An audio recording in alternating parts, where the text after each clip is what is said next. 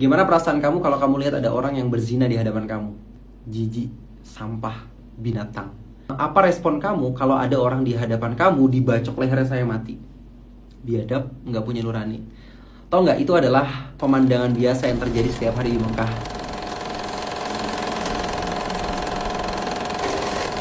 Nabi Muhammad hidup dan tumbuh dalam kondisi masyarakat yang rusak kayak gini. Kekacauan, kezoliman, kebodohan masyarakat Arab jadi satu. Hal itulah yang membuat Nabi Muhammad gelisah, galau, dan Nabi pengen kebaikan dan kedamaian, tapi Nabi nggak tahu cara memperbaikinya gimana. Karena kegalauan itulah akhirnya Nabi memutuskan untuk pergi ke salah satu tempat yang sulit digapai sama manusia untuk merenung dan mencari jawaban. Tepatnya di Jabal Nur. Di sana ada gua kecil yang cuma muat 2 orang berhimpitan. 11,5 km jarak Mekah ke Jabal Nur, melewati gurun pasir yang tandus, terik matahari yang ganas. Tapi setelah sampai, apakah selesai? Belum, karena beliau harus mendaki 642 meter ke atas. Kondisinya nggak kayak sekarang bro. Dulu penuh dengan bebatuan yang tajam, tanaman-tanaman berduri, tebing yang terjal. Tapi semua itu nggak menghalangi Nabi untuk tetap ke sana. Dari sini kita belajar, terkadang kita tuh butuh space dan jarak untuk mendapatkan solusi. Kita butuh untuk tenang sebelum menjawab permasalahan-permasalahan apapun. Kita butuh merenung dan berbicara pada diri kita sendiri sebelum kita menyalahkan orang lain. Kita butuh mengakui bahwa kita ini lemah, bodoh, dan gak tahu apa-apa. Dan kita butuh untuk menyerahkan seluruh beban hidup kita pada Sang Maha Kuasa. Dan itulah yang dilakukan oleh Nabi di Gua Hira. Menenangkan dirinya dari hiruk-pikuk dunia yang kacau. Merenung apa sebenarnya hakikat dunia ini. Dari mana kita hidup, untuk apa kita di dunia, dan kemana setelah kita mati.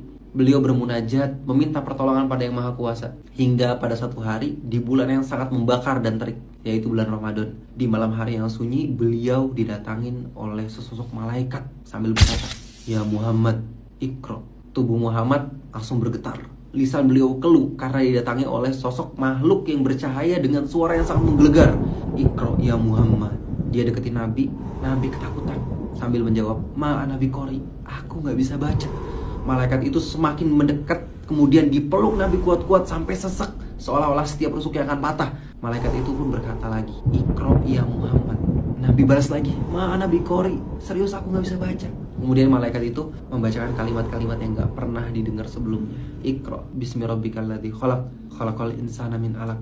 Iqra wa rabbukal akram, alladzi 'allama bil qalam, 'allamal insana ma lam ya'lam."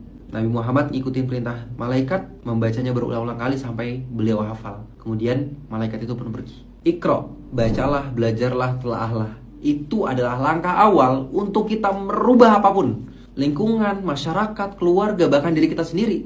Kita nggak mungkin bisa merubah apapun tanpa memulainya dari Iqra, dari belajar. Pertanyaannya, belajar apa emang? Bismi rabbikal ladzi khalaq. Solusi dari semua permasalahan adalah kenali dulu siapa pencipta kita. Ketika kita udah tahu siapa pencipta kita, maka solusi itu pasti akan datang dan itu pasti adalah sebuah kebenaran.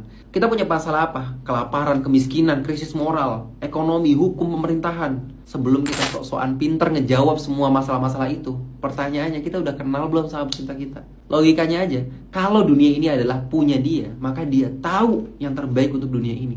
Yuk kita tanya sama diri kita sendiri, seberapa kenal kita sama Sang Pencipta?